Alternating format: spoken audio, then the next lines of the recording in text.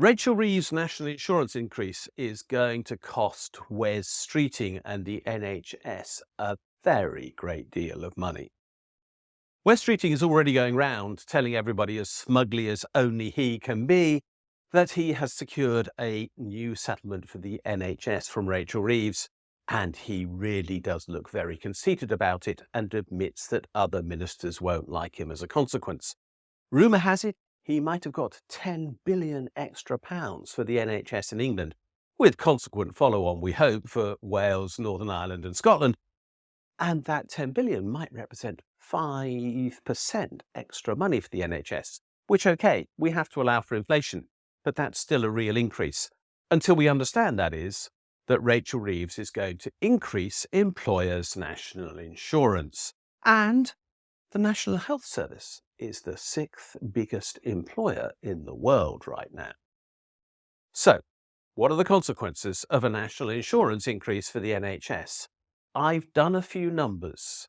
Let me be clear, these are indicative, because I haven't got the payroll details of everyone who works for the NHS, of course, and so these numbers should be taken a little bit either way.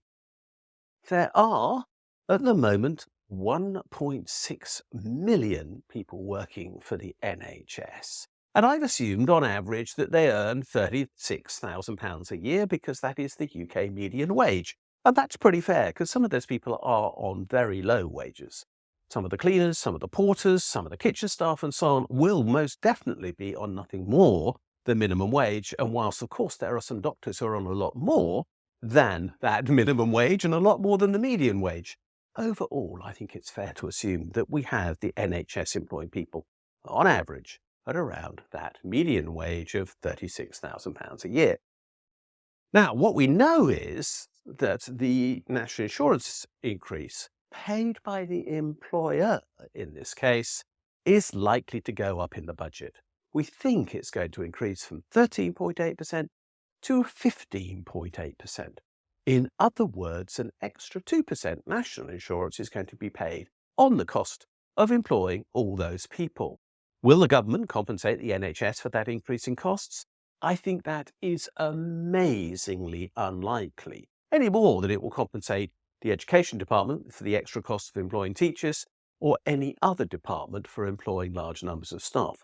And those two are the biggest employing departments, by the way. So, what we see is the cost of employing people go up. And the net cost of that 2% increase in respect of all those 1.6 million staff who are on average paid £36,000 each is £720 per person, or a total of £1,152 million in total. 1.15 billion, in other words, a very large number. So that comes straight out of the extra 10 billion that Wes Streeting has just negotiated. That is going straight back to Rachel Reeves. And then things get worse.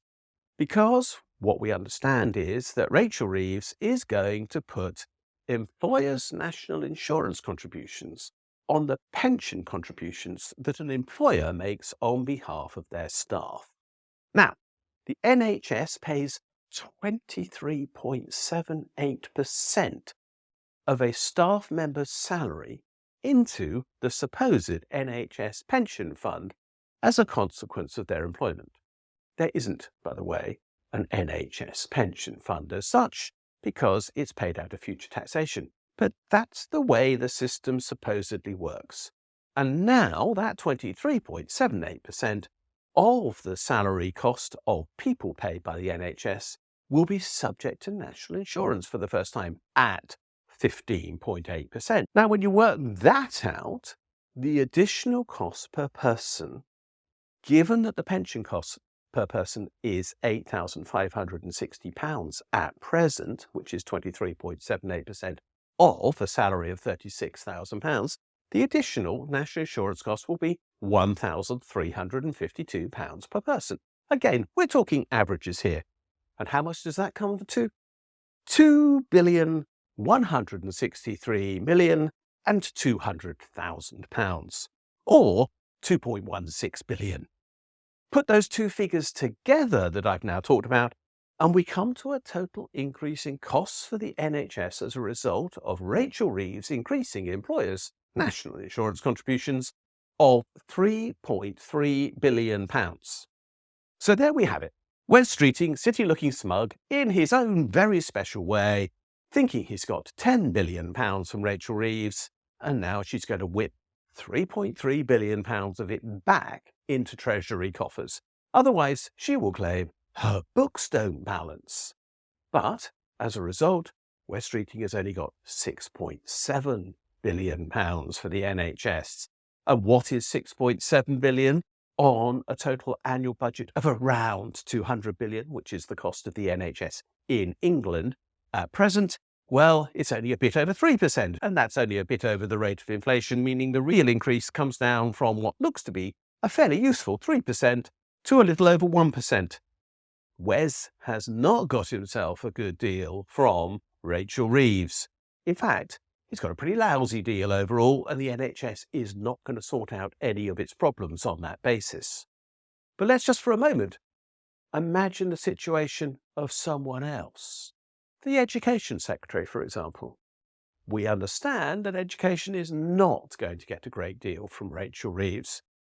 Every school in the country is going to suffer these additional costs, significant increases in their national insurance liabilities. How is that going to be managed? We might actually find some departments will be worse off because of what Rachel Reeves will be taking back in what is in effect a tax, employers' national insurance contributions, than it was before any settlement she made. This is not economically coherent thinking. This is the economics of the madhouse, to be blunt. Give with one hand and take away with the other, and leave people with the claim that there has been funding, but actually there has been none. This is the basis for resentment, anger, and eventually considerable strife inside our public services, which are going to suffer as a result. Oh dear, Rachel Reeves, you really do have to do better than this. Thanks for watching this video. If you like what you've seen, please subscribe to this channel and push that bell button that tells you when we posted something new. You can also find me on Twitter at Richard J. Murphy. And more importantly, you can follow my blog, the Funding the Future blog. And if you do, you'll get daily updates on what is happening in our economy and in the politics that surround it.